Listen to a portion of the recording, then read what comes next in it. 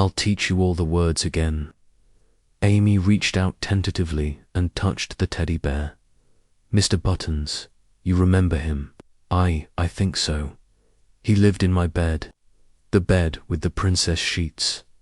Amy's eyes widened. There was a bed with princess sheets and a window with curtains that had butterflies. That's right, baby. That was your room. Your real room. David appeared in the doorway, moving slowly so as not to startle Amy. How are you feeling, sweetheart? Amy studied his face carefully. You're the man who sang funny songs. In the car, you made different voices. David's eyes filled with tears. I did. I used to make up songs about everything we saw while driving. Your favorite was the one about the purple elephant. Purple elephant. Amy's face lit up with sudden recognition. Who never forgot to brush his teeth. And always said please and thank you, David finished. Amy laughed a real laugh, not the hollow sound she'd made in the shed. I remember the purple elephant song, Dr. Rodriguez observed from the doorway, making notes.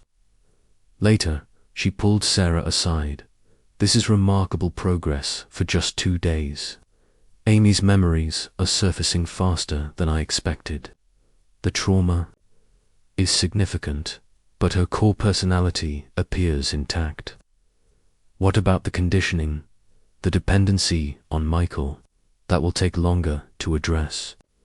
Amy's been taught to fear independence, to view the outside world as threatening.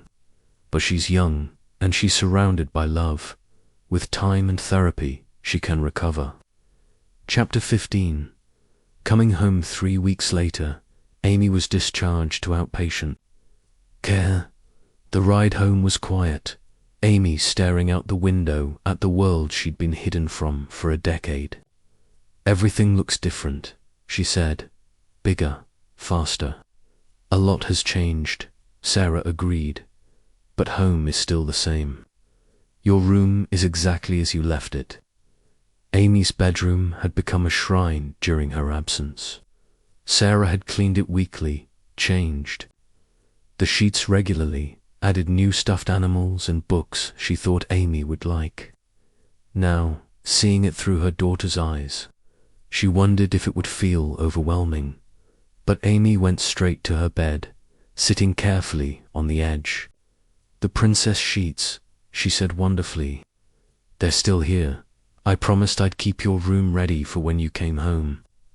Amy picked up a photo from her nightstand, a family picture taken just weeks before her disappearance. I remember this day. We went to the zoo. I saw penguins. You insisted on wearing your penguin shirt because you thought it would help you communicate with them. Did it work? Sarah smiled.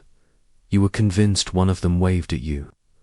Amy laughed again, the sound getting more natural each time. I want to go back to the zoo. I want to see if the penguins remember me. We'll go as soon as you're ready, Sarah promised. That night, as Sarah tucked Amy into bed, her daughter asked the question she'd been dreading. What happened to Uncle Mike? Sarah had practiced this conversation with Dr. Rodriguez. He's in a place where he can't hurt anyone anymore. He's sick, Amy. He wasn't really your uncle, and he wasn't protecting you. He was hurting you by keeping you away from people who love you. Amy was quiet for a long moment.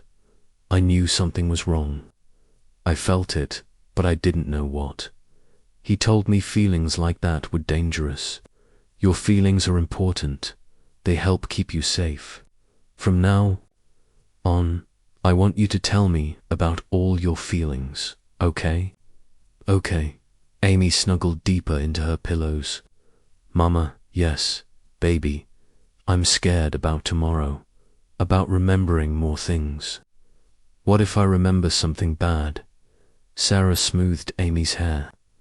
If you remember something bad, we'll work through it together. You're not alone anymore. You'll never be alone again. As Amy drifted off to sleep, Sarah sat in the chair beside her bed, watching her daughter breathe. The road ahead would be long and difficult. There would be setbacks, nightmares, moments when the conditioning reasserted itself. But Amy was home. She was safe. She was beginning to remember who she really was.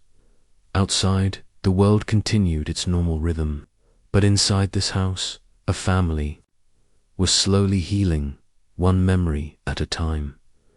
Epilogue. 1 year later, Amy's 17th birthday party was small but perfect. Just family and the few friends she'd made in her new school.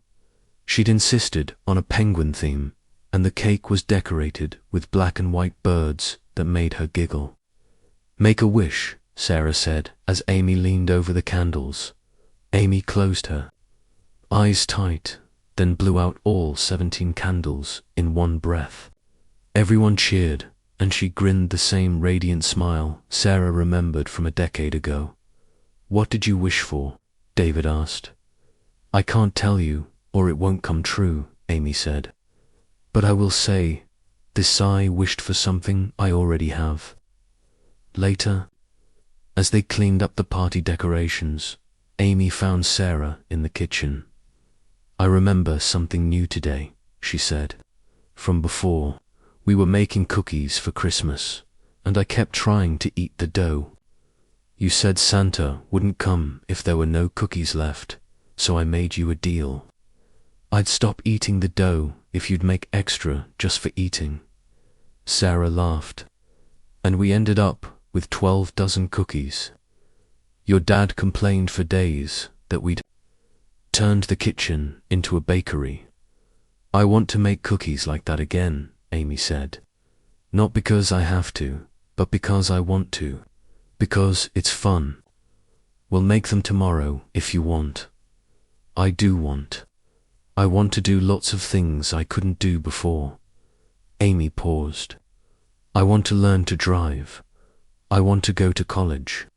I want to travel and see penguins in the wild." "We'll do all of that," Sarah promised. "We have time now. All the time in the world." Amy hugged her mother tight. "Thank you for never giving up on me." "I never could," Sarah said.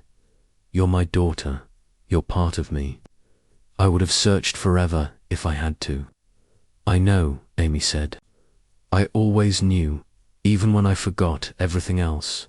Somewhere deep down, I knew someone was looking for me. Someone who loved me."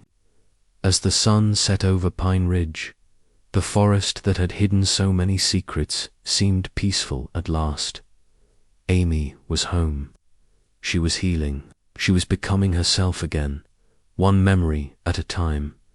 And in a distant courthouse, Michael sat in a cell, facing life without parole, finally unable to hurt anyone else.